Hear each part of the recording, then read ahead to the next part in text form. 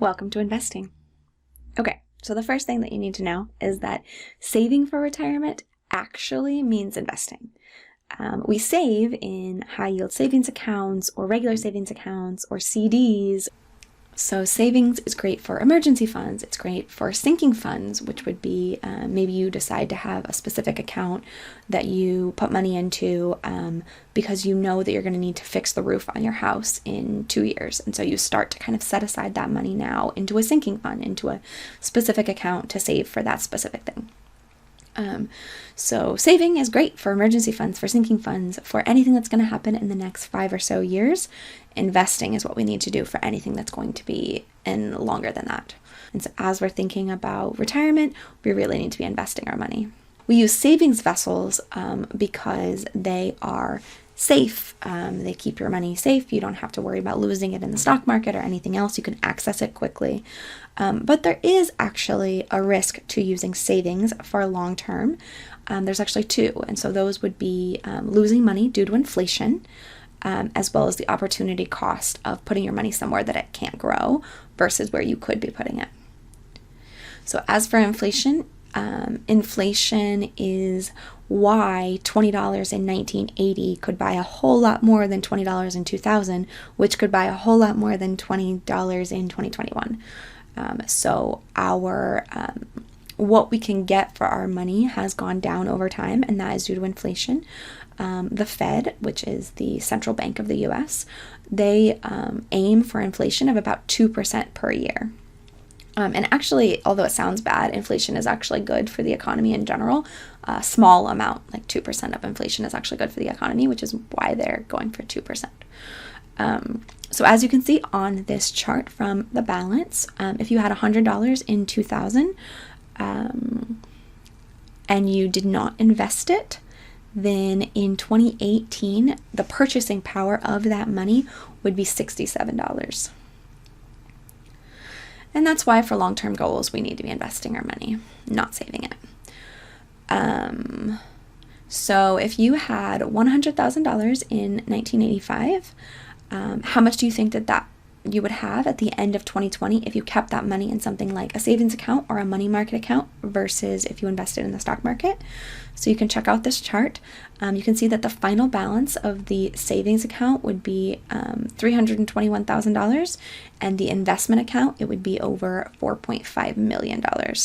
And that is all before inflation. After inflation, you're looking at a purchasing power of just under $130,000 in the savings vessel and $1.8 million in the investment account. So definitely we need to be investing for the long run. So what exactly is the stock market? Basically, it's where people can buy and sell stocks, and stocks are small pieces of ownership of a company and other assets. So the share price, which would be how much you pay for one unit of that stock, the share price goes up and down all the time. It's going up and down based on supply and demand. So in the short run, stocks can fluctuate a lot. Everyone's trying to guess what's going to happen, and then they make decisions and they decide to buy or sell based on those guesses, and then that kind of makes it be pretty volatile. So for instance, if Home Depot puts out a quarterly statement showing that they didn't grow as they anticipated, then Home Depot stocks might fall. And you know what else might fall? Lowe's stocks might fall, or any other similar companies, because people are going to say, well, if Home Depot didn't make their growth potential, then maybe that means that Lowe's is also not making theirs. So let me go ahead and get out in front of everyone else, and I'll go ahead and sell my Lowe's stock now. And of course, if a bunch of people sell, that drops the price of the Lowe's stocks. And then, of course, if Lowe's puts out a statement showing it actually grew more than anticipated, now the share price is going to go back up because people are going to say, oh, well, I need to invest in Lowe's now. They're doing well. And so sometimes these changes are really easy to follow, and you can understand. You can say, oh, it's because, this thing came out and that's why the share price of this stock went down or went up. Sometimes it's just completely confusing and counterintuitive. But the good thing is that regardless of what happens in the short term, in the long run, stocks from companies that are doing well will appreciate, and stocks from companies that aren't will stay flat or they'll go down. So we don't actually have to pay attention to any of those short-term changes. They really don't matter to me. So if you invest in kind of a large group of stocks, then they can go up and down in the short run and you don't really worry about it. And then eventually you'll have a lot more money than you had before, more than likely. So when people refer to the stock market in the United States, they're often referring to a few specific market indices, and those are things that track certain portions of the US stock market. They're used as kind of a proxy of the stock market as a whole, though. So the biggest ones are the Dow Jones Industrial Average, the NASDAQ, and the S&P 500 index. So when you look at a historical graph of any of these indices, you'll see that the stock market has always kept going up. That doesn't mean that at every moment it's up. It's going up and down a lot over that time. But in the end, so far, historically, in the US, the stock market has always kept going up. And that's also why you'll hear people say, the stock market is too high. It shouldn't be this high. It's higher than it's ever been. But truthfully, it should be higher than it has ever been, probably, because it's almost always at an all-time high. That's how it works. Over time, it will be at an all-time high a lot of the time. That doesn't necessarily mean that you shouldn't invest just because the stock market is high. You could have said many times in the past 100 years, oh, the stock market's too high, it can't keep going up. And maybe it didn't go up in the short run, but eventually it did, because now it is higher than it was when that was said. So, for instance, check out this chart. You can see it's the Dow Jones Industrial Average from 1915 until September of 2021. The gray lines show the recessions, but you can kind of see it has gone up and down, but it has gone up in the long run. Or you can look at this other chart, which is the same thing, but it's on a logarithmic scale, which just really helps you to see those ups and downs a little bit more clearly. So it has been a wild ride, but when you zoom far enough out, the stock market has always kept going up. So why does the stock market go up? Well, it goes up for a lot of reasons. Mainly it goes up because companies are making more and more money. And why are they making more and more money? Well, partly it's because of inflation. As inflation goes up, they charge more money, so they make more money. So it's a way to kind of help to inflation-proof your portfolio, actually, investing in the stock market. It also keeps going up because there's always new customers. So as companies find new customers, maybe they expand to other markets, they are finding ways to sell more things and make more money.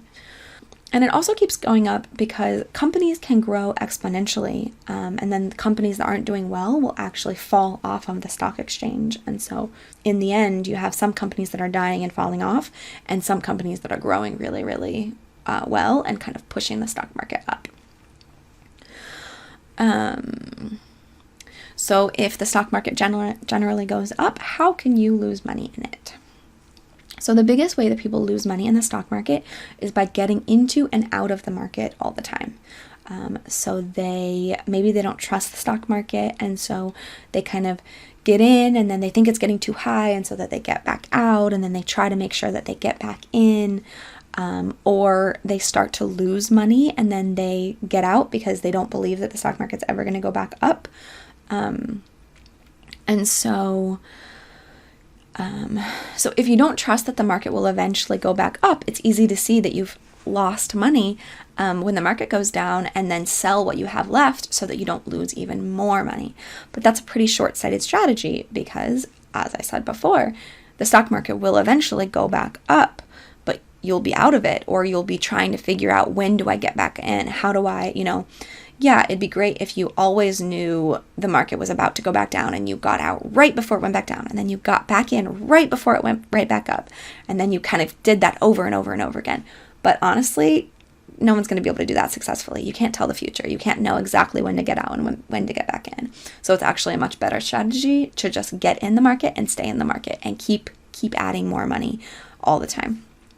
If you look at this chart, you can see that if you were invested in the Vanguard Total Stock Market Index Fund, if you got in at the end of October or beginning of November of 2007, and then you sold at its lowest, which was, I believe it was at the beginning of March of 2009, you would have lost half of your money, or slightly over half of your money.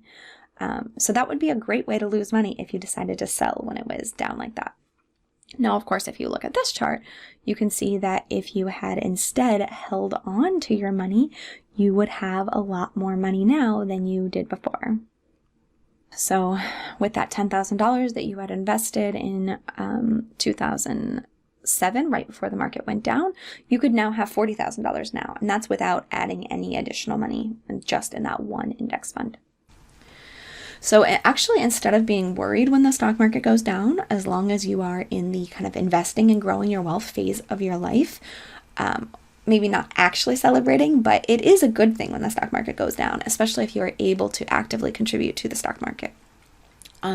So in this example, let's say that you have $300 a month that you are using to buy shares of a stock index fund, and let's say that the shares cost $100.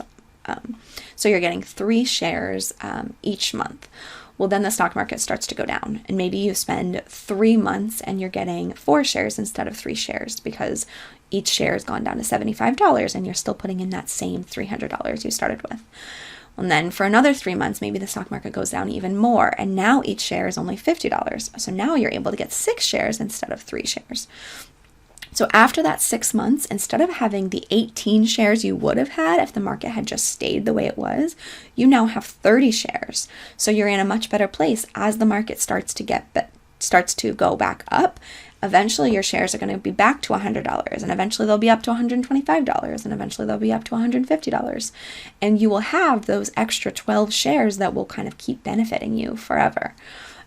And so instead of being scared and pulling your money out when the stock market goes down, if possible, try to keep contributing as much as you normally would. And if you can, even contribute a little bit more because the stocks are on sale and you might as well enjoy that sale.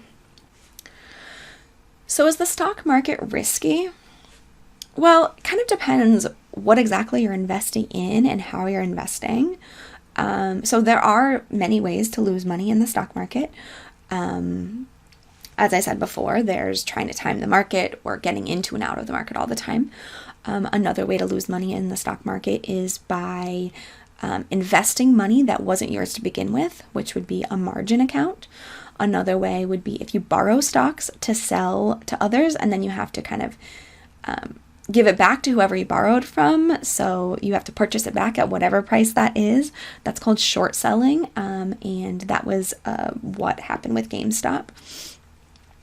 Trying to time the market, trying to get in and get out at exactly the right times whenever you think it's going to benefit you the most. That would be a way to risk your money. If you invest in really cheap stocks, which are known as penny stocks, that is another way to potentially lose money because often penny stocks are from companies that are dying and failing. Investing all of your money in one or just a few different stocks, that's another way to risk your money. So if you have ever heard of Enron, especially for the people that worked for Enron, maybe they had company shares that they were given. If they did not sell those and diversify, then they had all of their money and they had their income coming from Enron. That's not a good situation to be in.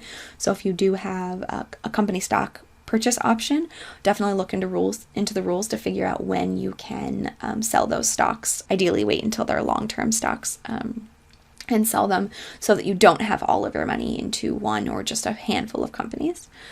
So other risky things would be commodities trading. Cryptocurrency could be a risky thing to invest in.